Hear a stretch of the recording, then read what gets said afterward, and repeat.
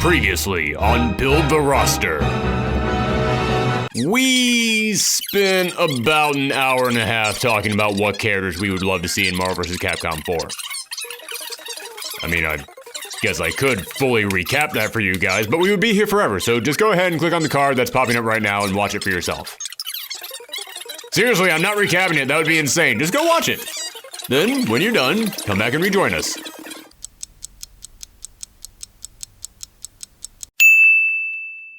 Okay, welcome back. Let's start the show.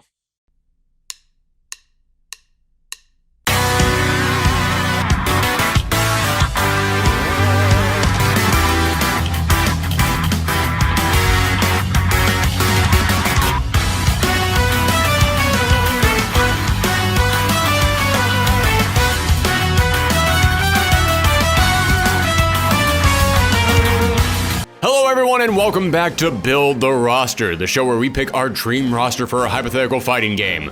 Although, this episode is a little weird because we already built our dream roster for a new Marvel Vs. Capcom game.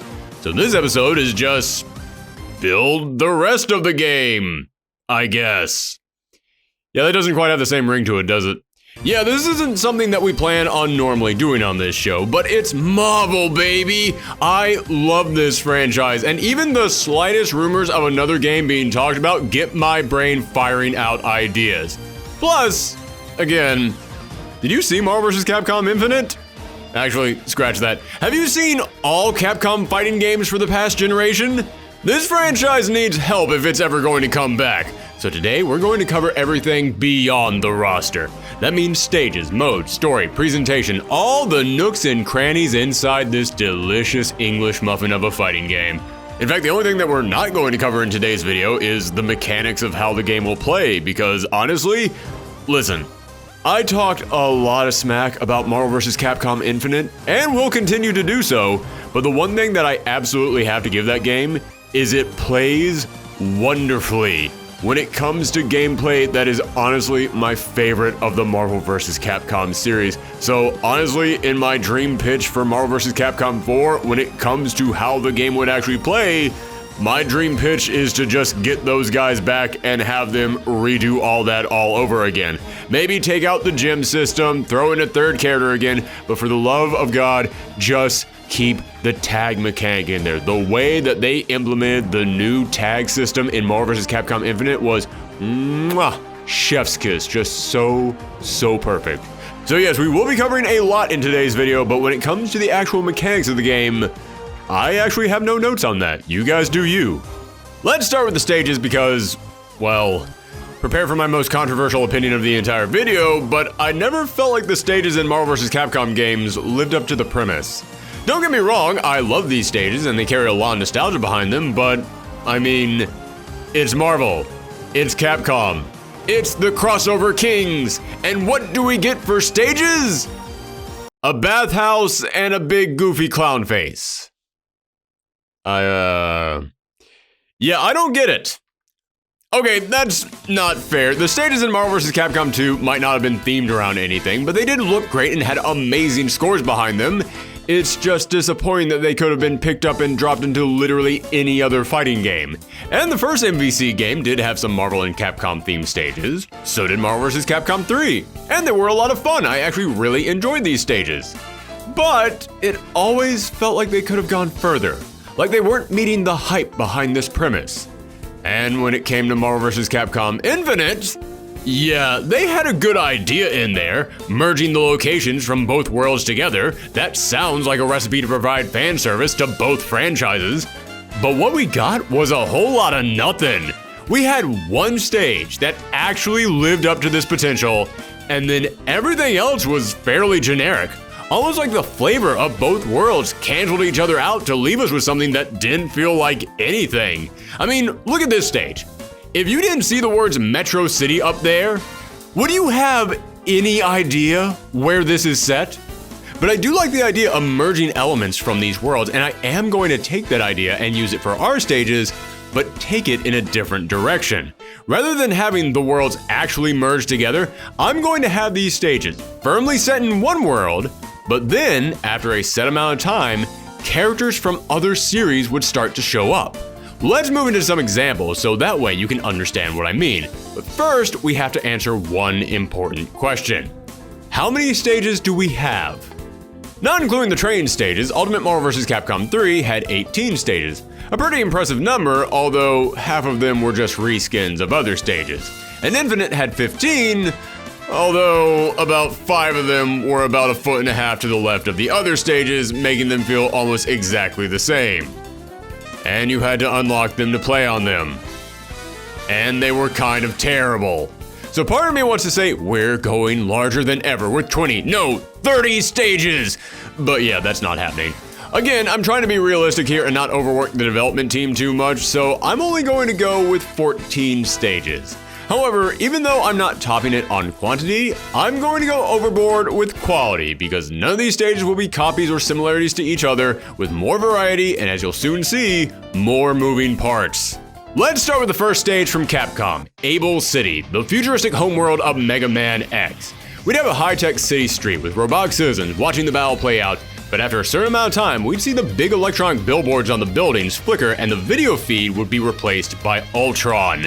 We'd see the citizens on the street run away as Ultron robots flew over the skies.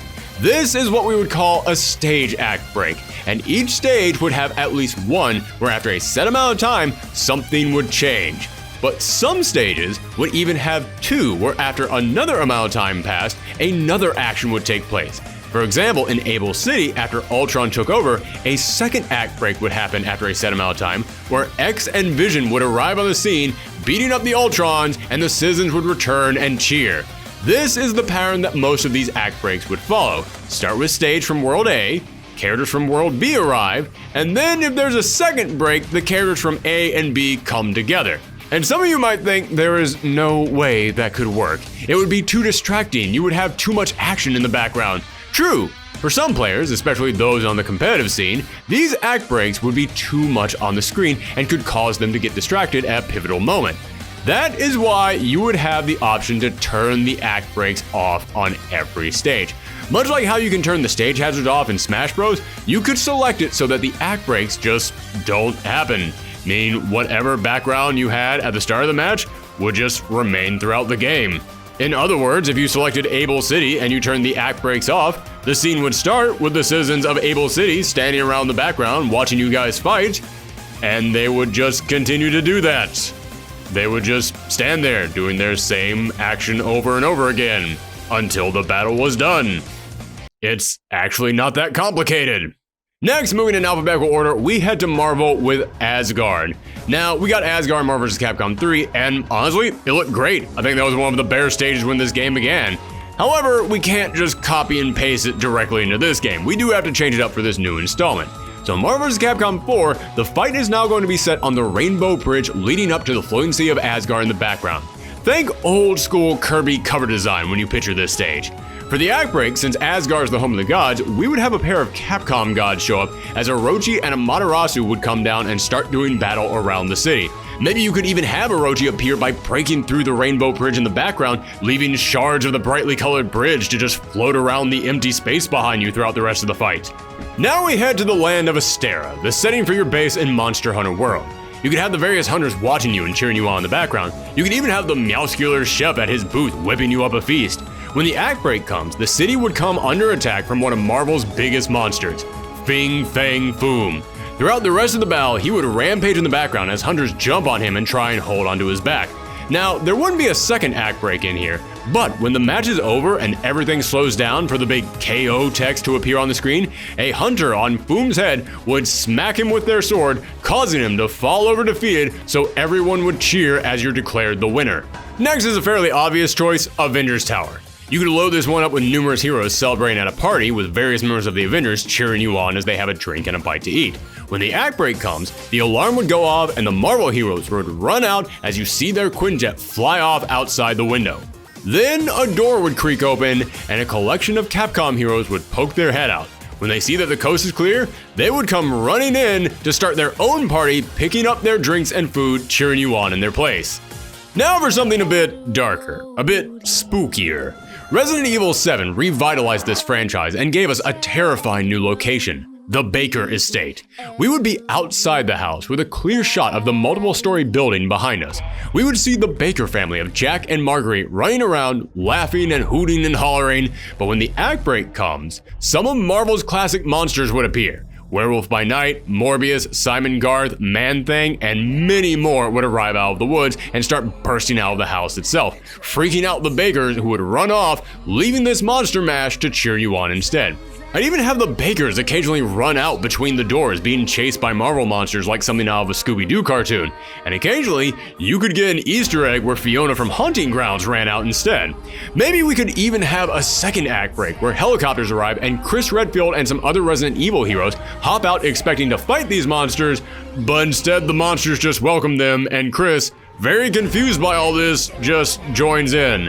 The idea of a very uncomfortable Chris Redfield hanging out with Man-Thing and not understanding any of it is just too funny to me, and I need to make it happen. Back over to Marvel, this is the 4th numbered game in the series. Again, Infinite is being counted as a side game for this hypothetical situation, so we need to give some respect to the Fantastic Four. It just makes sense. So we would have you fight on the roof of the Baxter building with a full shot of New York in the background, the Fantastic car on one side of the stage, little Herbie bots running back and forth, just loading it up with all kinds of Fantastic Four Easter eggs. But when the act break happens, the sky would darken and the Karma Fortress from Asura's Wrath would descend from the sky. The Fantastic Four would run to the Fantastic car, jump in, and fly off to face it. Sort of an homage to their battle with Galactus, another giant planet-crushing threat. Now this next one is admittedly an odd choice, but that's kind of the reason I'm picking it. We need at least one stage that's just here to be goofy and fun. It's the courthouse from Phoenix Wright. Phoenix and a new associate in a purple suit would be on one side, while Franziska Von Karma and Miles Edgeworth would be on the other. They would immediately be distracted by your fight, but you'd see the judge bang his gavel, and Nick would try to continue his opening statement as he keeps nervously looking in your direction, because if there is any lawyer out there who would have the bad zany luck to have to perform a trial in the middle of a superhero fight, it's Phoenix Wright. When the act break happens, they would bring out the defendant, the Juggernaut. Juggernaut would quickly break free of his cuffs and start rampaging, only for Nick's new partner to jump up and transform, revealing it was Jen Walters, aka She-Hulk. She'd throw Juggernaut through the wall and the judge would order a recess as Nick and the other attorneys would just give up and sigh as they wait for all this to be settled. This stage would come with another KO moment, as the moment the fight ends and the KO rings out, Maya Fey and Pearl would pop up from the audience seats of the courthouse and start throwing confetti everywhere, much like at the end of each Phoenix Wright trial. Now at this point you might be wondering, but wait, in the last episode, you said Phoenix Wright would be a character in this game. What would happen if you selected him to fight on this stage? Same thing goes for the Thing on the Fantastic Four stage. Well, it's fairly simple. He just wouldn't be there. We'd replace him with Apollo Justice. Have you selected Apollo Justice and Phoenix to be on your team? They'd be replaced by Mia Fey. You might think, oh, that sounds crazy. Actually, this franchise has already done this. In Marvel Vs Capcom 3, Tron Bonne appeared on a stage, but if you selected her as a fighter, she just wouldn't be there in the background. So if you hear that there's a character in one of these stages and you think, but they're a fighter, or they could be added later on as DLC, don't worry, easy solution. They just won't be in the background. And if they're a character who comes in after an act break, then the act breaks would just be turned off automatically. Trust me, I know this sounds like a lot, but out of all the things I'm describing with these stages, this is actually the least crazy and most easily doable. Next, Dante's home, the Devil May Cry headquarters. The stage would start with Trish and Lady hanging out and watching your fight, maybe even chowing down some pizza, but when the act break starts, demons would rise up from the ground, but before they have time to do anything, they'd be blown away as Elsa Bloodstone would burst onto the scene and join Dante's partners in relaxing and watching your match. Again, since Lady is a playable character, if she's selected to fight on the stage, then she just wouldn't appear in the background. Maybe we could even replace her with Morrison or Nico from Devil May Cry 5. Now back over to Marvel, we're going to celebrate Doctor Doom, one of the biggest contenders in this entire franchise, by giving him his own stage set in the Latverian throne room. We'd have an empty throne in the middle of the stage with an army of Doombots and servo guards lined up on both sides. When the act break comes around, the roof would be blown away and down comes M. Bison. Vega and Balrog would storm in from both sides, taking out Doom's robots as Bison sits down on the throne. At this point, I'd like to add that maybe we could have certain characters have specific lines of dialogue depending on what stage they're on. So if you're playing as Doom on this stage, at the start of the match, he could say, "You dare challenge me in my own kingdom?" And if he ends up winning the match, his victory line could be telling Bison to get off his throne and that Shadowloo is next. Now, back over to Capcom, we did have to take Hagar out of our roster, but we're still going to give Final Fight some love because the next stage is Metro City. For this stage, you're going to be on the dirty, grimy streets of Metro City, as various thugs from the game like Hugo, Poison, Rolento, and other members of the Mad Gear gang litter the streets. However, they wouldn't be the only ones there. We're breaking the rules on this one, and we're not waiting to introduce the crossover aspect because the Mad Gear gang would also be joined by various street-level Marvel villains. Nobody big, nobody like Bullseye, who might eventually show up as future DLC. No, they would be smaller names, but names that the comic book crowd would still know, like Shocker, Boomerang, Beetle, various other Spidey regulars. They'd be surrounded by cash and stolen goods, laughing at the success of their recent heist, tossing money around like they're betting on your fight. But then, when the act break comes around, you would hear a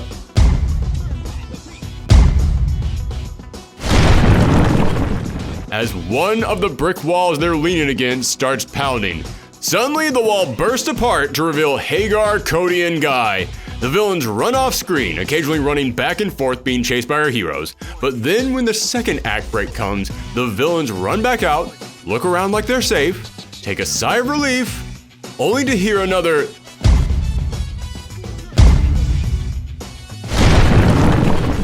as the wall on the other side of the stage breaks apart, this time revealing Luke Cage, Iron Fist, and Jessica Jones. Hagar and his crew come running in from the other side as the villains look back and forth, sigh, and just put up their hands as the cops arrive and escort them off stage, leaving the heroes to fist bump and have a good laugh as they watch your fight. In case it wasn't clear, this is probably my favorite of these stages. Coming up next, it's Marvel's turn again, and it's once again time to slide in a character who had to be cut, Doctor Strange. We'll set this in the Sanctum Sanctorum, his headquarters of mystic arts. We'll have his giant window in the center of the stage with bookshelves full of magical tomes and strange ancient relics hanging around on display.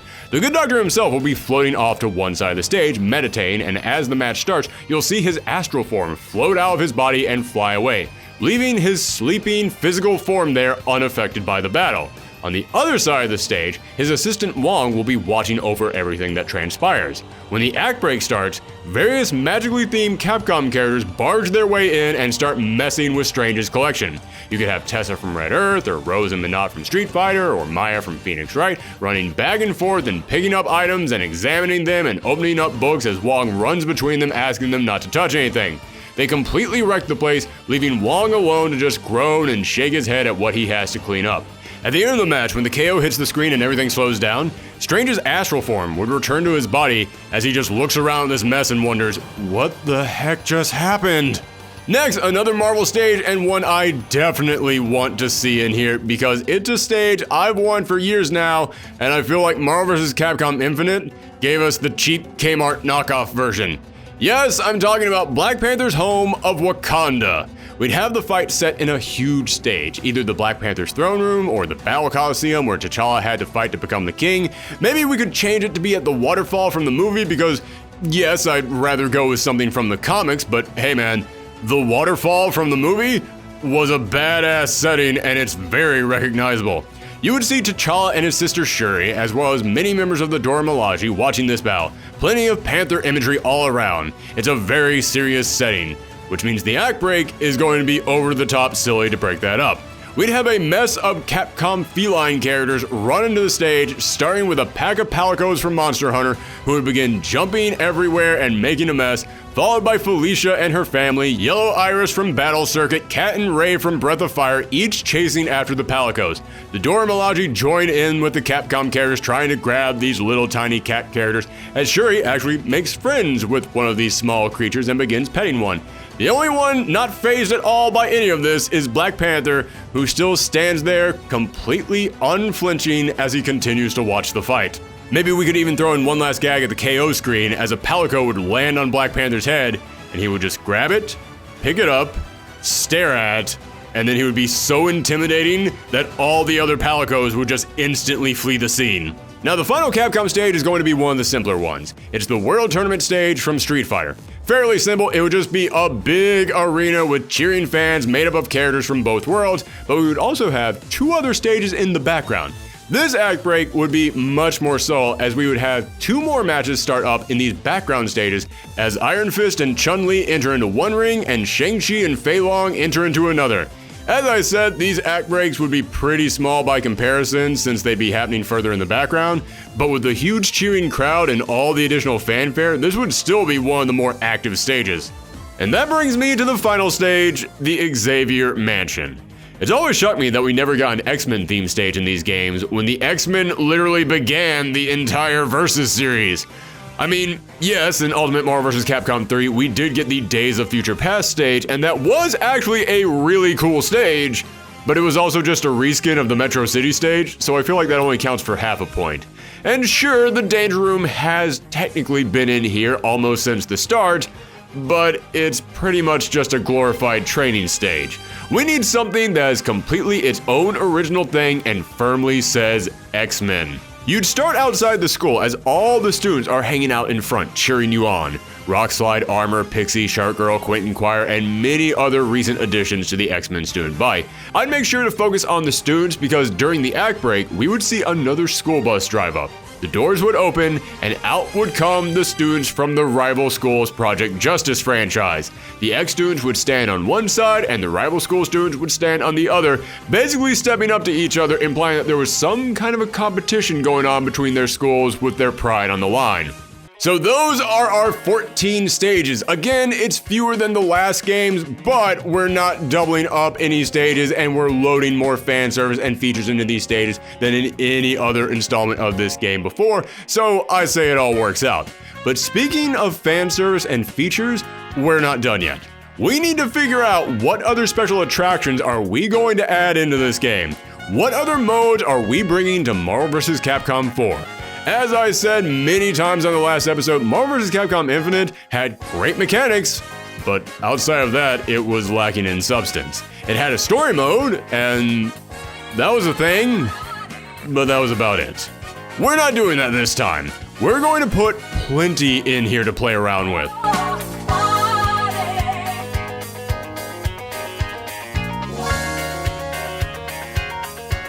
Capcom is no stranger to having unlockables in their fighting games, but they are strangers to having good unlockables in their fighting games.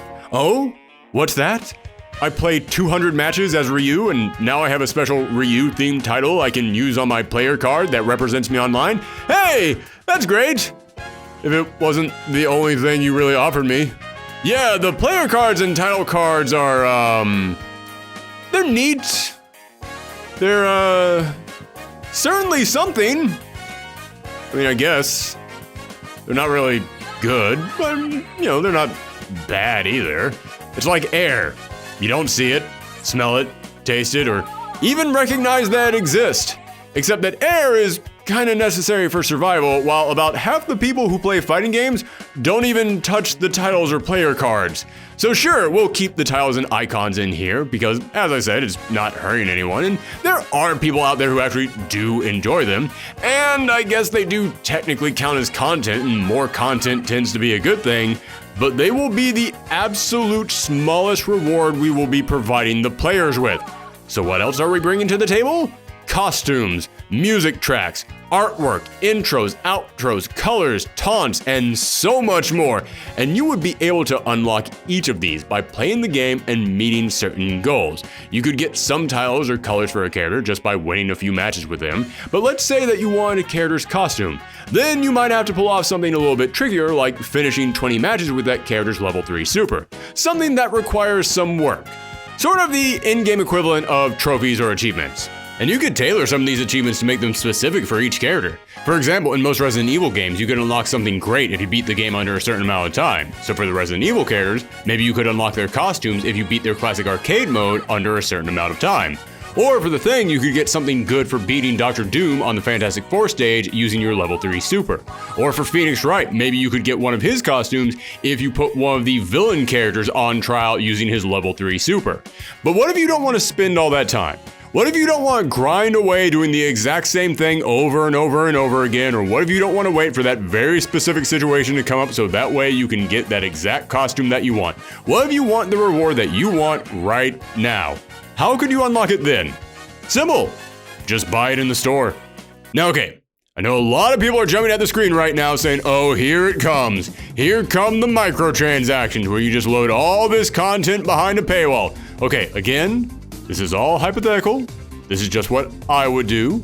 So I'm sure that if Capcom actually decided to do this, then yes, they would probably make it insanely hard to buy anything in-game, forcing you to spend real-world money on it. But again, this is what I'd want to see. And there are several games that put currency into their game that is totally achievable and earnable in-game. Just look at the Super Smash Bros. Ultimate store. There were 3 types of currency in that game with tons of stuff to spend it on, and yet I always had the cash for whatever I wanted. And if I didn't, then I could earn it pretty quickly. Or just recently, I went back and played some Soul Calibur 4, and I forgot that in that game, almost half the roster has to be unlocked. And I thought, oh geez, this is going to take me forever. Nope, got every single character after beating the arcade mode just 3 times. Again, I know that these days you hear there's an in-game store and in-game currency, and you automatically think it means sleazy microtransactions, but it can be done well. Just, you know, don't be sleazy about it. In fact, maybe when you're done installing the game onto your system, it could then scan for any save data from Ultimate Marvel Vs. Capcom 3 or Marvel Vs. Capcom Infinite, and if it finds any, then it would just instantly give you some extra currency when you start the game, enough to go ahead and buy a few costumes right there at the start, just to be nice and prove to you that we're not being sleazy about this. Also, to continue the worldwide apology tour that we're going on to everyone out there who bought Marvel Vs. Capcom Infinite. But why do I want to shop in this game in the first place? Because A, I don't want pulling off crazy special achievements to be the only way to unlock stuff in this game.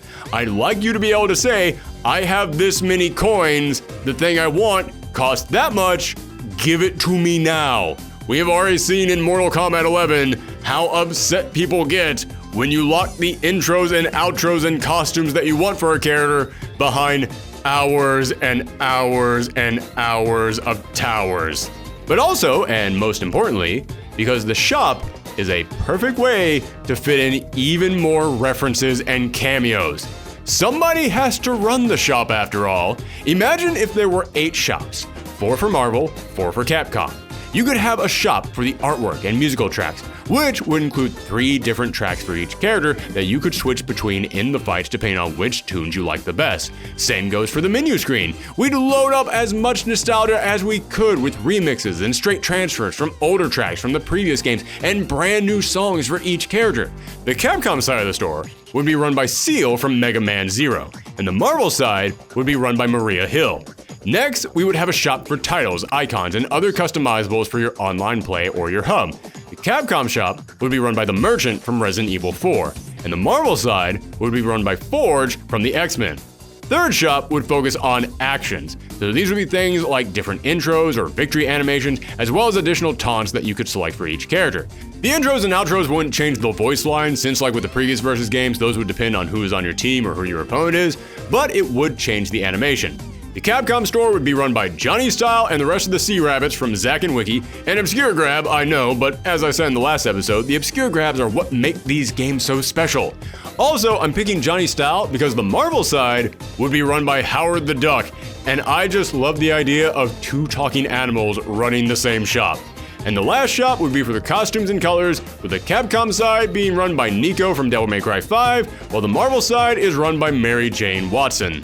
And I know that 4 shops might sound overly complicated, but A, if we're going to have this many unlockables in the game, putting them into different stores would actually help to divide them up and make them easier to look through, and B, really, we're just taking the same things that other games provide you with and just letting different characters introduce and comment on them to give it extra fan service. In fact, we could go a step further with these shop merchant interactions and have them say specific lines for certain characters. For example, if you buy a costume for Spider-Man, Mary Jane could say, "Looking good, Tiger." Or if you buy a costume for Nero, you could have Nico say, "Don't go breaking it this time, you idiot." Speaking of the costumes, yes, this is a Capcom fighting game.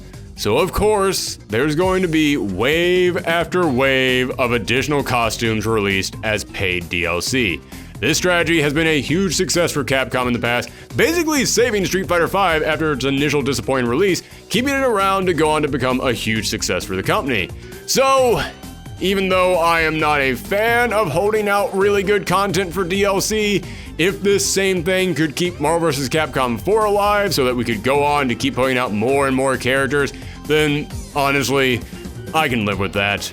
However, even though I can live with it, I still want to make some changes to this strategy, because Capcom's strategy in the past has been, let's not give anybody anything, so if they want something, they have to buy the DLC, and I've never quite agreed with that. I think that if you really want to encourage people to keep buying DLC, you need to give them something to make them happy at launch. So that is why when Marvel vs. Capcom 4 comes out, every single character will already have 2 additional costumes that you can unlock for them by playing the game. As I said, I feel like from a business standpoint, which real talk, that's what Capcom mostly cares about, if you want to encourage people to buy future DLC, you need to give them a taste of that for free when the game comes out. But it's also really good for your reputation to give them something at launch, because then, for the people who don't want to buy DLC, they don't have a bad taste in their mouth. They don't feel like they're being taken advantage of. And if a Capcom representative is worried that nobody would buy the DLC if they got costumes for free, all the basic additional costumes, the ones that come on the game, those would be fun, but they would all make sense. Alternate costumes from the character's history. But we would go nuts with the DLC ones. Imagine crossover costumes, where you could get Ryu in an Iron Fist themed gi, or Dr. Doom in an M. Bison outfit. You better believe people would pay for that. In fact, I know they would, because they sure did in Street Fighter Cross Tekken. Okay, I mean, no they didn't, because it's Street Fighter Cross Tekken and nobody bought anything in that game, but it's a good idea, darn it, so I say we bring it back. But that's all cosmetic. Let's get back to the meat of the game and let's talk about mode.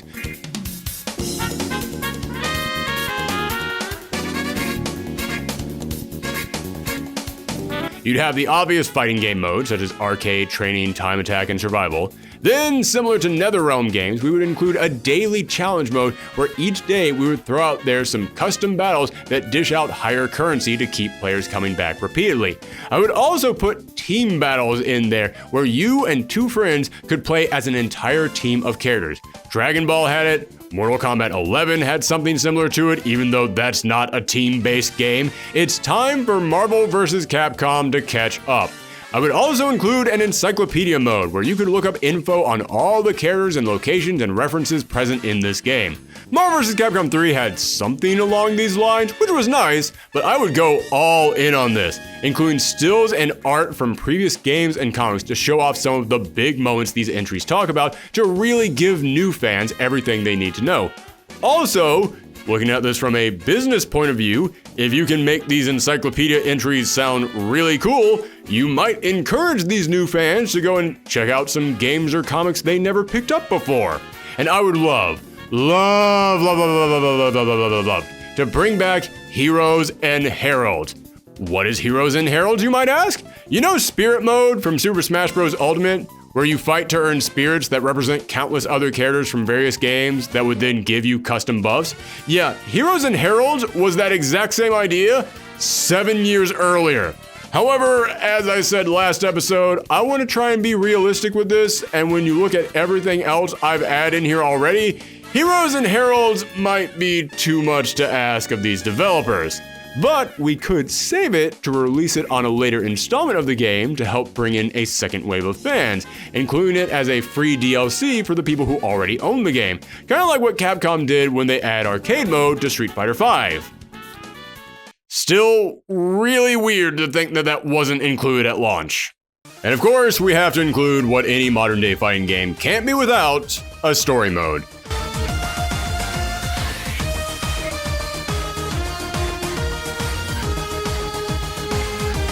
Now, I was hesitant to try and include one because A, this is a fandom fighter. It's more about what big crazy characters you can bring together rather than why they're brought together. And the moment you apply logic to that is the moment you have to stop and explain how Chris Redfield can beat Galactus. Also, the story mode for Marvel vs. Capcom Infinite was, not great. Even by fighting game story mode standards, and believe me, that's saying something. But in the interest of bringing in more casual fans, creating more single-player content, and providing more fan service, yeah, let's go ahead and make another story mode. And actually, even though I badmouthed the story mode from Marvel Vs Capcom Infinite, I do think there were some ideas in there that are worth keeping around. For this story mode, we start off with the Avengers stopping Loki's latest scheme. Loki escapes so he can lick his wounds and curse how the Avengers always stop him. He's tried taking the Infinity Stones, the Cosmic Cube, ISO 8. Every time he tries to get his hand on a powerful artifact, the Avengers always beat him to it. No matter where he goes in the universe, they're always there. But that's when it hits him. What if he could find another universe? One without the Avengers, but with their own powerful weapons. Using his magic, he searches through countless universes until he finds one that stands out. He can sense a powerful weapon coming from there, a set of gems that reminds him of the Infinity Stones, but are still unique in their own way. Traveling to this world, he arrives in the Power Stone reality, where he gets his hands on the Power Stones, and after studying them, he finds that even though they can give their wielder a serious power boost, they pale in comparison to the weapons of his reality. But he can sense that their power is incomplete. Much like the Infinity Stones, these stones draw power from the reality that they're in, and after dissecting them with his spells, he learns there's a reason why they're not as strong as they could be. Because this reality isn't like any he's ever seen. It isn't whole. It's actually just a sliver of several realities all linked together by invisible threads. So the answer becomes simple. If the power of these stones isn't complete because this reality is divided, then he just needs to make it whole. Using the stone's connection to these worlds and his own magic, he binds these threads together, causing them to slowly tug at each other, merging these realities into one. And once fully assembled, these stones will possess the raw, unstoppable power Loki has been searching for. This would lead to the various Capcom worlds starting to merge, portals opening up linking one reality to another, characters vanishing and then reappearing in strange new locations, whole landmarks just popping up in different worlds. This leads to mass hysteria as the characters try and figure out what's happening, and of course, serves as an excuse for these heroes to duke it out with each other because this is a fighting game. In your story mode, you need to have a reason why these characters would fight. As the realities merge, Loki can feel himself growing stronger, and he decides he's almost ready to wipe out the Avengers, but then he thinks, why go to the Avengers and fight them on their home field when I can bring them to me? Why not use my newfound power to bring them, nay, their entire reality, here? Then, not only would their universe be added on to this reality, making the stones even stronger as the universe expands, but the Avengers would have to fight off zombies, dragons, robots, and other monsters, allowing Loki to toy with them in a way that would be just too tempting for a trickster god to pass up. The Avengers call the heroes of their reality together to discuss plans to search for Loki, who they believe to still be on the loose in their universe. But this meeting is interrupted as heroes begin to disappear, one after another. We can see several big names such as Thor and Doctor Strange, characters you would expect to be very useful in a fight with Loki, disappearing first and later being revealed Loki took them off the board on purpose since they were the ones most likely to stop him. A good explanation to why they're not in the initial roster, but giving us an excuse to design character models for them for when they're eventually introduced as DLC. In fact, just throwing it out there, if it was up to me, I'd have this story be episodic, dividing it up into 3 parts. The first part on the initial game, and the next 2 parts being released as free DLC when new seasons of characters are released, so that way we can include as large of a cast as possible in here. So you see where I'm going with this. The Marvel characters now get thrown into the mix, we get a few battles of the heroes being transported to new worlds to face off with the Capcom characters, but eventually they all realize they're on the same side. The Marvel heroes are able to assemble everyone together and they address what's happening, telling the Capcom characters they believe Loki is behind this. Edward Falcon steps up and says they're right, and he tells them what he knows about the Power Stones, and everyone agrees to work together. This brings us to the end of episode 1 of the story, where we get the heroes assembled, but then we cut to another secret location, as we see that Wesker has also been taking advantage of this situation, and he's pulled together some of the greatest villains of all their worlds, promising each of them their own reality to rule over after they find the one responsible for this and take his power for themselves. This would lead into episode 2, which would be released in correlation with our first big character season pass, which would be themed Bring On the Bad Guys, with 10 villains joining the cast comprised of 8 regular characters and 2 legacy fighters. Base, Bullseye, Urian, Hela, BB Hood, Juggernaut, Mr. X, and Venom, with Base.exe being a legacy fighter for Base, and Carnage being a legacy fighter for Venom. I will not be going over what each of them would do because this is part 2 of our video and we're already way in over our heads. But I will say having 4 Capcom characters and 4 Marvel characters and 1 new legacy fighter for each side would be the trend for each season of DLC, and each season would follow one kind of theme. Also, just to reiterate, while the characters would be additional DLC, the next story chapter would be completely free and you'd be able to play as some of these characters in the story mode, so that way you could test them out. In fact, if you really want to promote these new characters, I'd say make each of them free in the training room for 2 weeks after their release, so that way people could get some real lab time with them and see if there's something that they would want to spend money on. So episode 2 of the story would revolve around the heroes making their way to Loki as the villains try and stop them to get there first. But as this story plays out, we'd see more of each of these worlds fading away as they're merged. We'd see people just straight up vanishing as they don't survive the merger, and the heroes realize they're running out of time, basically leading to the all is lost moment! But Chapter 2 of our story would end with a glimpse of hope as our heroes are able to bring back several of the heroes who had been lost in this merger, setting up the final episode, which would all be about the heroes pulling together and making one last push to save the day, the big comeback. And wouldn't you know it, the theme of our 3rd DLC would be Heroes Return. In this pack, we would have 8 characters from past games returning to capture that feeling of we're back and we're here to save the day. Chun-Li, Hawkeye, Jin Saotome, Doctor Strange, Ruby Heart, Cable, Beautiful Joe, and the last Marvel character, the one that makes the most sense, Thor. Yes, as I said in the first episode, we could only have 12 Marvel characters from all the previous games return, meaning some big names had to be left out. And I know Thor would hurt the most because of what a big part he is of the Marvel Universe. Plus, we made Loki the villain of the whole story. How can we leave out Thor? Well, that's kind of why I decided to save him for DLC. Someone had to be left off, and I thought, okay, who would Loki try to take off the board first so that way they couldn't interfere? His brother, obviously. And since part 3 of the story is all about the heroes making a comeback, what character returning would symbolize the idea of the heroes are back and they're ready to stop Loki? Thor!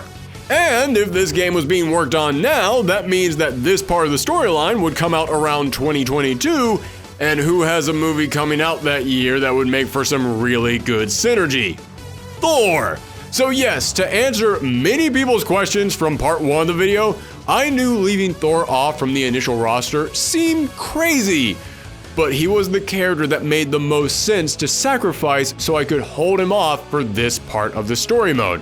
I mean, imagine part 2 of the story ending with all these heroes returning, giving hope for the battle with Loki, and the final shot is Thor holding his hammer up and a bolt of lightning coming down. Wouldn't that get you hyped for the next installment? And as I said, each season of DLC would have legacy fighters, and this season would see Sylvia for Beautiful Joe and Kate Bishop for Hawkeye, but because these characters are returning characters, I know some people would feel like this wasn't a good enough deal, so for this season, to celebrate the finale of the storyline, we throw in 2 other legacy fighters, but this time, they'd be for characters from the original roster. And remember what I said last time? Legacy fighters would be free as long as you had the characters that they were based on. So even if you didn't spend a single dime on DLC, when this part of the story got released, you would still get 2 legacy fighters for free. And I'd go with Wiccan for Scarlet Witch and Proto Man for Mega Man, with Mega Man's double gear system now being swapped out for a shield mechanic, where rather than raising Proto Man's attack when you activate it, it would raise his defense. And we could swap out Mega Man's rail spike charge for a Captain America style charging shield attack. In the final chapter, the heroes would have one last big showdown with the villains. We could have each villain face a team of 1 Marvel hero and 1 Capcom hero teaming up, leading to their battle with Loki, only for Loki to reveal he's picked up some friends of his own in these new worlds.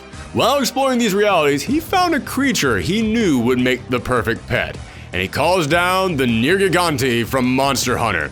In the game, the Nergigante is a fierce, vicious elder dragon, but Loki has become so powerful, he's basically turned him into his own personal attack dog, which means in the game, Nergigante would be the story mode's mid-boss. Our heroes would unite together to defeat the giant beast, meaning now it would be time for the final battle with the fully powered up Loki, who, much like anyone who uses the Power Stones, would take on a secondary, more powerful form upon activating them. Although, I would love to put in here a secret fight, where if you make certain decisions in the story mode, then you can unlock an ending where Wesker succeeds in taking the Power Stones from Loki, and now he's your final boss. This means not only are we creating tons of single-player content, we're creating single-player content with replay value. So in the end, Loki is defeated, the magic users of both realities are able to undo the damage, and each world is returned to where it came, with the Avengers ending the story saying that each of those worlds have heroes to look over them, or something along those lines. Listen, how it wraps up isn't all that important. What really matters is that, as I have said from minute one, this is a crossover game, loaded with beloved franchises. We need opportunities for fan service, and this story mode would give us tons of that. Imagine a scene of Wesker right before he goes to steal the stones away from Loki to gain ultimate power. He's stopped by Claire Redfield. Wesker easily beats her down and asks how she could hope to stop a god like him all by herself, only for Captain Marvel and Scarlet Witch to blast him away and give the "don't worry, she's got help" line from Endgame. Speaking of facing off with Loki, how about for the final battle, it all comes down to a supercharged Loki facing off with Thor and Asura, two gods from both universes standing side by side. We'd have a scene of a Capcom hero turning to Peter Parker and Miles Morales asking him, multiple realities merging together? People from different worlds hopping between universes? Have you ever seen anything so crazy? Only for Miles and Peter to slowly exchange a glance at each other and then repeat back, No, never, no, it's totally new to me. I've never seen anything like that. No, not at all. Similarly, we could have Nina be an important player because she's tied to various other versions of herself from across the realities, so we could actually have her alternate costumes in the game act as doubles for her in the story mode and have different Breath of Fire Ninas meeting each other. Heck, if we're talking about different costumes serving as alternate versions of these characters, I'd be totally on board with having Dante's alternate costume be his DMC version. Just so that way he can show up in the story mode and announce himself to be Dante the Demon Slayer. Only to have the original Dante smack him through a wall and tell him, "You're supposed to be me? Not in a million years, kid." Or have Zero's alternate costume be his future version, or Omega from the Mega Man Zero franchise, which Loki brings back to do battle with his past self. In fact, if you want a really nerdy bit of fan service in here, speaking of Dante and Zero, there could be a scene where the characters talk about how they have to split up and pair up with each other, and you have Dante pair up with Ken and Zero pair up with Nero. Everyone got it? Okay, cool, great. Speaking of Mega Man, we've got 3 Mega realities represented here. 4 once you include DLC, so you had better believe we're going to go overboard with the crossover fun. There could be a moment where Ryu does a Hadouken as Mega Man with a holographic Dr. Light watches, and Dr. Light starts scratching his beard and wondering, if only there was a way for me to teach such a powerful technique to a machine, it would be unstoppable. In the final battle, you could have Zero, Mega, and Tron all face off with a supercharged villain, each of them getting beaten down, looking like all hope was lost. Then, in the final moment before the villain strikes them down, we hear... And that's how Proto Man gets introduced into the story. Speaking of Proto Man, imagine a sequence of him and Captain America fighting back to back, each of them throwing their weapons around and catching each other's shields in the air and then continuing to fight. Or the first time that Zero sees the original Mega Man, he starts short-circuiting and an old program gets activated, and he hears Dr. Wily's voice telling him he must defeat Mega Man. It's what you were always programmed to do, Zero. Too dark? Okay, want something more fun? How about we have a moment where Mega Man Prime meets Tronbon. She accuses him of being an imposter and wants to stomp him down for impersonating her beloved Mega Man. But the moment that Mega drops that helmet and Tron gets a look at that long flowing robo hair of his, she develops another Mega Man crush all over again. And how fun would it be for Lord Raptor to come across Dante and challenge him to a battle, pulling out his guitar and shredding some monstrous chords? But rather than getting intimidated, Dante just pulls out his guitar from DMC3, and the two of them end up having a dueling banjos of demonic instruments. Speaking of fun, goofy moments, how about Phoenix Wright talks to Daredevil about how hard it is to be an attorney, how vulnerable it makes you to trust someone, and how you have to question if you're really right or wrong. Daredevil just nods and says, I can relate. Then Nick says, yeah, like this one time I had to cross-examine a parrot. And Daredevil just goes, your world has very different laws than mine. You could get really big and cosmic with the crossover and have a scene of the celestial brush gods from Okami observing the events unfolding alongside the Watcher, both of them just staring down and waiting to see if the heroes can save the day. Or go small and subtle with the references, just loading it full of Easter eggs that you'd have to be quick to catch. Have Iron Man preparing for the big final battle, so he calls together some of the big brains of both universes to build something, and in the background, while he's talking, you could see the cast of Techromancer working on a giant Iron Man mech. You wouldn't have to get voice actors for them or even go overboard designing them since they'd be way in the background, but Capcom fans would perk up and freak out over it. Or have a moment where the heroes have to find a way into Wesker's hideout. No matter what they do, they can't find an opening in his security. But then Leon gets a note left for him from a mysterious partner who says that she's infiltrated the base. He knows who this is from and he thinks that they can trust her, except there's a small symbol at the end of the note and he can't quite make it out. Spidey looks over it and he realizes the symbol is a cat and he says, yeah, actually I think this note was left for me. You don't have to design a model for Ada Wong or Black Cat, but Marvel and Capcom fans would get a nice moment of realizing what this was all about. Heck, considering that Disney owns Marvel, I'd sneak a cameo by some of the Star Gladiator characters in here just so that Deadpool can call them a bunch of Star Wars ripoffs. And of course, just imagine some of the matchups. Donovan versus Blade in a battle of supernatural hunters. Hulk versus Asura to see whose rage is stronger. Urian's power hunger drives him to challenge Doom for control of Latveria. You could have Mega Man go up against Iron Man, and before the start of the fight, you get a custom intro of Iron Man being thrown up on screen like a robot master at the start of a Mega Man level. And of course, you know we'd have to have a scene of someone from Capcom lifting up Thor's hammer.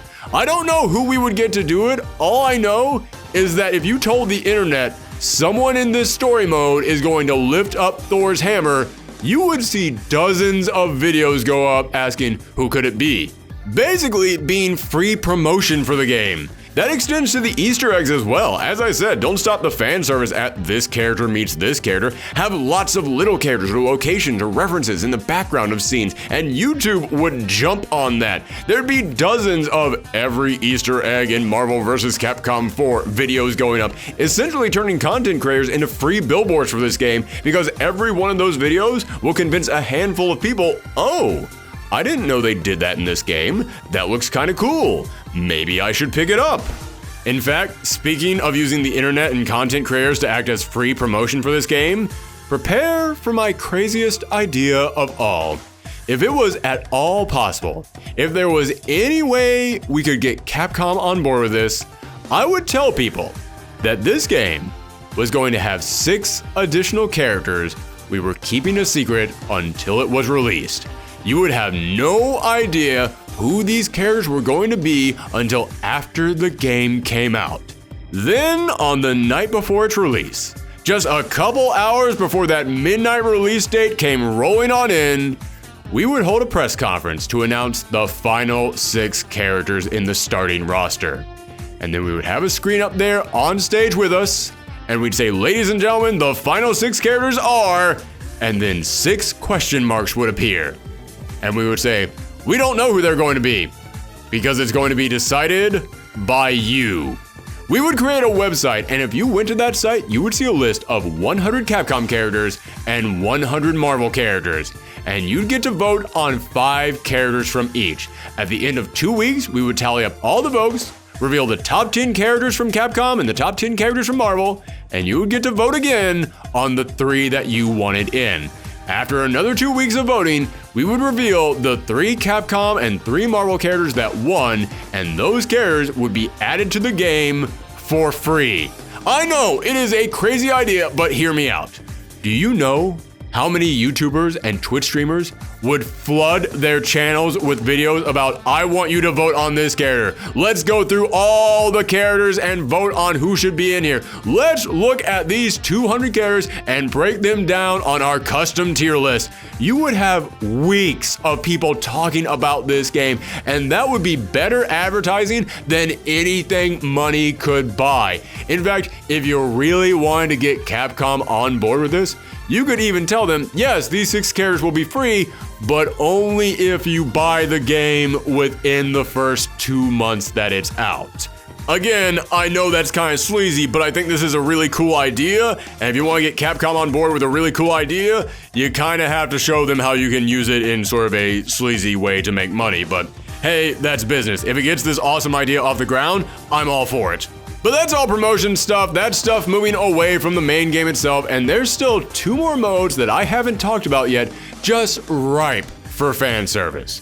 The first one is arcade mode.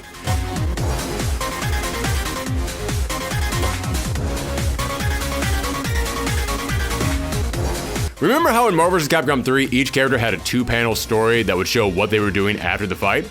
Well, here, we'd give them all a 2 or 3 panel finale, but we would also give them a 2 or 3 panel beginning to their story, and then halfway through arcade mode, we would have another 1 or 2 panel come in and show them what was going on in their story mode. And I know that this is a team-based game with 2 or 3 characters going into the fray, but for those arcade ladders, whoever was the first character that you chose would be the one whose story you were following. Or maybe you could have some secret stories where if you chose just the right set of characters, it wouldn't follow an individual character, but would follow them as a team, such as an X-Men team, an Avengers team, a Villains team, and so on. Want some examples of what I mean? Let's say you pick Spider-Man. His story starts off with the Capcom villains destroying the Raft, the big Marvel super jail, and Spidey now has to defend New York from swarms of supervillains, so every team that you face would involve a villain. Halfway through the arcade ladder, we would have another set of comic panels showing Spidey saving a woman from a gang of villains. He'd drop her off and tell her he has to go back in there and keep fighting them, and the woman says he's going to need some help as she pulls out her phone. Then after you complete his arcade mode, you get his ending that shows the villains all crowding around Spidey. He's exhausted, he's broken, he's trying to fight, but you can tell he is on his last leg. This is Spidey's last stand. When suddenly you see a garbage can fly in and smack one of the villains in the head. From off panel, you hear a thunderous voice say, "So you must be the bug guy that Jessica called me about. Good work, kid, but take 5 and leave the rest up to us, because keeping the mean streets safe from no-good punks like these is exactly what we do best." Next panel comes in and you get a shot of Hagar, Cody, Guy, and all the other Final Fight heroes showing up to help Spidey out. The final panel would be a shot of Spidey getting a photo standing next to the mayor as they all stand triumphantly over the defeated villains. In fact, if you really wanted to throw in some extra fan service, you could have the Final Fight characters be joined by characters like Iron Fist, Cloak and Dagger, Morbius, and other heroes from the Maximum Carnage game, since it was a Spider-Man beat-em-up game that took heavy influence from Final Fight. That is a deep, nerdy cut, but it's the exact kind of reference I want to load this game with. How about another example, since I think that these are way too fun and I can't help myself? If you pick Edward Falcon, his arcade ladder would start with a quick recap of how the Power Stones were stolen by Loki, and now he has to set out to get them back. At the end of the game, his final battle would come down to him versus Thanos for the gems, only for him to find he was chasing down the wrong set of gems the entire time. Instead, he finds the Infinity Stones, which are far more powerful than his Power Stones, so powerful that no one person should wield them. So instead, what he needs is a whole team to look over them, and then we see him dividing the gems up with the other characters from Power Stone to form the new Infinity Watch. Or you pick Dr. Doom, and his story starts with Capcom characters raining down upon Latveria, and he sets out to protect his country and find whatever the root of this disturbance is. His arcade mode ending would see him defeating all the challengers to his throne, but he knows that's not enough. He must set out to conquer these new worlds in return, and in the final panel, we see him standing over M. Bison and Gil, his armor now half red and blue and wielding the purple psycho power of Bison as an army of Illuminati and Shadaloo soldiers stand behind him. Or you pick Jury, and she starts the game off looking for something to replace her feng shui engine, something more powerful from these new universes. So each of her matches involves her facing off with an opponent who uses some kind of a weapon, leading up to her ending where she finds the perfect accommodation to her unique personality, the Venom symbiote. And we get some crazy art of a symbiote-fused Jury unleashing her powers on the Street Fighter characters. I mean, she's already got a spider as part of her design, the idea is just sitting right there. How about a team ending? Let's say you pick Ryu, Ken, and Chun-Li. The ending would be them teaming up with the other Street Fighter characters to fight off a collection of villains from all the realms, only for them to feel like they're being overwhelmed, they don't know how much longer they can last, and then the X-Men show up to help. The final panel of their ending is Ryu and Cyclops doing the handshake from X-Men vs. Street Fighter. You could have BB Hood's ending show her picking up a contract to take on the Punisher. Claire Redfield has to break into Umbrella's secret base and steal back a canister of the super soldier serum, and it ends with her becoming Captain America's new partner. The Thing gets the urge after these fights to go back into his pro wrestling career, only to find his opponents are now Alex and Zangief. Squirrel Girl teaches the monster hunters how to be friends with the monsters so they can all get along. Akira gets possessed by the spirit of vengeance and becomes the new Ghost Rider. Miss Marvel's ending reveals that this entire game was all just one big fanfic that she wrote, only for her to go to school the next day and the student body has been replaced by the cast of rival schools. In fact, if it was at all possible, I'd say let's have fun just with the way these arcade ladders are structured. If you pick Mega Man, let's have the ladder actually look like his stage select screen from his games, and you get to choose which fight you have next. If you pick Asura, then halfway through his arcade ladder, the "To Be Continued" sign would come up, and then we would have the announcer from his game come in there with an intermission and talk about Asura faced off with a green behemoth whose rage was able to match his own, whose anger would be triumphant in the end, to preview the upcoming fights. Listen, I could keep going on and on for each character, but we need to start wrapping this up. But before we go, I said that I had one last mode that would be loaded with fan service. However, before you could even get to that mode, you would have to finish going through arcade mode.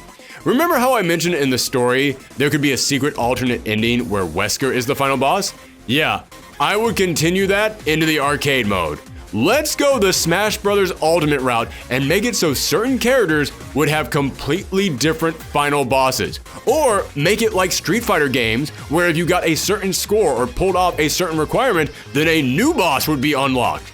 At release, there would be 10 bosses you could fight in the game, and they would include Power Stone Loki, Power Stone Wesker, the Near Gigante, Dr. Doom wielding Bison and Gil's powers, a juiced-up Nikali who had devoured the powers of dozens of other heroes, a Searcher and Pyron fusion where you would have to fight two giant-sized flaming monsters at once, Abyss from Marvel Vs. Capcom 2, Yami, the big boss from Okami, who previously appeared in Tatsunoko vs. Capcom, which would be a nice throwback to that game, Shumo Garath, who would no longer be a normal fighter, but instead would be a giant god like he is in the comics, and an Umbrella Beast powered up by gamma radiation. Nemesis, Birkin, Mr. X, basically one of those big creatures made of teeth and arms, but now with a green muscular makeover.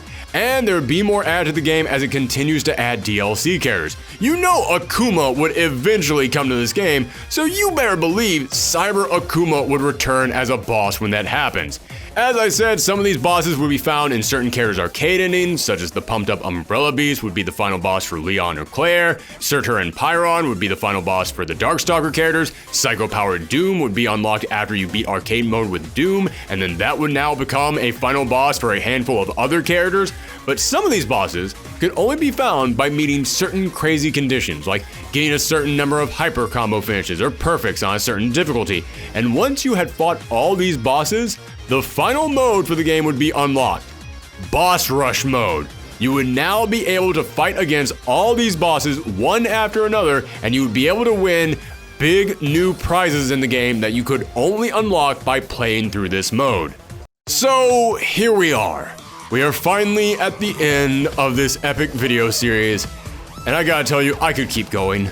I could tell you all the arcade mode endings for each character, all the story beats, all their costume choices, the next 3 seasons of DLC that I have planned out. No, seriously, I've got it all planned out. I wrote way too much mapping this episode out, like to an obsessive level. It's actually kind of sad. But darn it, I love Marvel Vs. Capcom. I want there to be another installment someday, and I can't help but think of the possibilities. So thank you to everyone who stuck through this double-size edition of Building the Roster. Next time, it'll be a regular-size episode, so if you have a hypothetical fighting game that you would love to see get made, let us know down below, and maybe we'll tackle it on an upcoming episode. And if you want to see those upcoming episodes, make sure you click the subscribe and bell buttons down below. And following us on Twitter at Thorgy's Arcade or Twitch at Professor Thorgy. Thanks again, everyone, and just to repeat myself from the last episode, if you know anyone out there who might enjoy this show, share it around the web. It really is the best way to help our channel grow. We put a lot of work into this video, and it means so much to me if you guys share it around the web. So thanks again for sticking around. Come back next time.